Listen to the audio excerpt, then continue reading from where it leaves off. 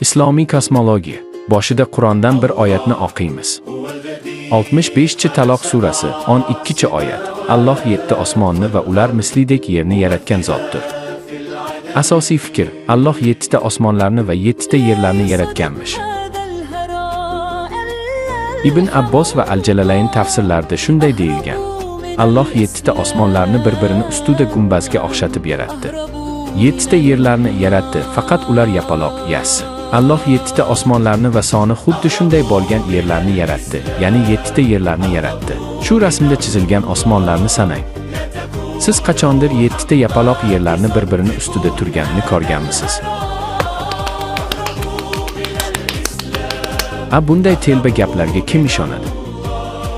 Islomdan chiqing, Allohdan qoching. Aks holda oxiratingiz ayanchli bo'ladi.